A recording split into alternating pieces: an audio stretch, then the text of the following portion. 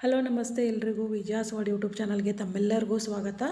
ಇವತ್ತಿನ ವಿಡಿಯೋದಲ್ಲಿ ನಾನು ರೊಟ್ಟಿ ಮತ್ತು ಚಪಾತಿ ಅನ್ನಕ್ಕೆ ಸರಿ ಹೊಂದುವಂತಹ ಸೈಡ್ ಡಿಶ್ ಆಗಿರುವಂತಹ ಹಾಗಲಕಾಯಿ ಫ್ರೈ ಮಾಡೋದು ಯಾವ ಥರ ಅಂತ ತೋರಿಸ್ಕೊಡ್ತಾ ಇದ್ದೀನಿ.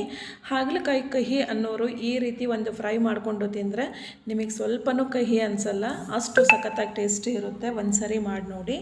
ನಾನಿಲ್ಲಿ ಒಂದು 5ರಿಂದ 6 ಹಾಗಲಕಾಯಿಯನ್ನು ರೌಂಡಾಗಿ ಹೆಚ್ಚಿಟ್ಟಿದ್ದೀನಿ.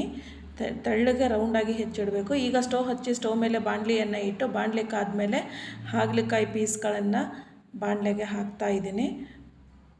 ಇದು ಮೀಡಿಯಮ್ ಉರಿಯಲ್ಲಿ ನೀವು ಸ್ವಲ್ಪ ಕಂದು ಬಣ್ಣಕ್ಕೆ ಬರೋ ಥರ ನೀವು ಹುರ್ಕೋಬೇಕಾಗುತ್ತೆ.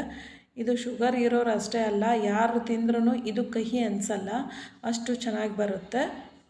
ಇದಕ್ಕೆ ಸ್ವಲ್ಪ ಗೋಲ್ಡನ್ ಬ್ರೌನ್ ಬರೋ ತನಕ ಈ ರೀತಿ ಮಧ್ಯ ಗಾತ್ರದ ಉರಿ ಇಟ್ಟು ಈ ರೀತಿ ನೀಟಾಗಿ ಹುರ್ಕೊಂಡು ಇಲ್ಲಿ ಒಲ್ಲಿದ ತನಕ ಹುರ್ಕೊಳ್ಳಿ. ಸ್ವಲ್ಪ ಎಣ್ಣೆ ಹಾಕ್ಕೊತ ಈ ರೀತಿ ಹುರ್ಕೊಂಡಾದ್ಮೇಲೆ ಇನ್ನೊಂದು ಸ್ವಲ್ಪ ಎಣ್ಣೆ ಬೇಕಾದರೂ ನೀವು ಹಾಕ್ಕೋಬೋದು.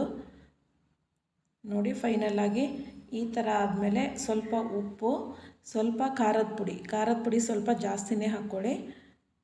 ನೀವು ಬೇಕಂದರೆ ಇದಕ್ಕೆ ಸ್ವಲ್ಪ ನಿಂಬೆ ಹುಳಿನೂ ಹಿಂಡ್ಬೋದು, ಸ್ವಲ್ಪ ಸಕ್ಕರೆಯನ್ನು ಸಹ ಹಾಕ್ಬೋದು.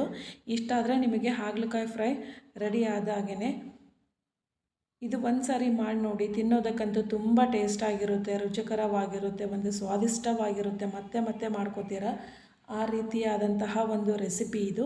ಇವತ್ತಿನ ವಿಡಿಯೋ ನಿಮಗೆ ಇಷ್ಟ ಆದರೆ ನಿಮ್ಮ ಫ್ಯಾಮಿಲಿ ಫ್ರೆಂಡ್ಸಿಗೆ ಶೇರ್ ಮಾಡೋದನ್ನು ಮರಿಬೇಡಿ. ಹೊಸದಾಗಿ ನೋಡ್ತಾ ಇರೋರು ನನ್ನ ಚಾನಲನ್ನು ಸಬ್ಸ್ಕ್ರೈಬ್ ಆಗಿ, ಲೈಕ್ ಮಾಡಿ, ಶೇರ್ ಮಾಡಿ, ಕಮೆಂಟ್ ಮಾಡಿ ಅಂತ ಹೇಳ್ತಾ ಬೆಲ್ ಬಟನ್ ಕ್ಲಿಕ್ ಮಾಡೋದನ್ನು ಮರಿಬೇಡಿ. ಆಲ್ ಅಂತ ಬರುತ್ತೆ, ಅದನ್ನು ಸಹ ಕ್ಲಿಕ್ ಮಾಡಿ. ಈ ರೀತಿ ನೀವು ಚಪಾತಿ ಮತ್ತು ರೊಟ್ಟಿ ಅನ್ನದ ಜೊತೆಗೆ ಸೈಡ್ ಡಿಶ್ ಆಗಿ ಇದನ್ನು ನೀವು ಬಳಸ್ಬೋದು. ಇವತ್ತಿನ ವಿಡಿಯೋ ನಂದು ಹೆಂಗೆ ಅನ್ನಿಸ್ತು ಕಮೆಂಟ್ ಬಾಕ್ಸಲ್ಲಿ ತಿಳಿಸಿ. Thank you for the watching.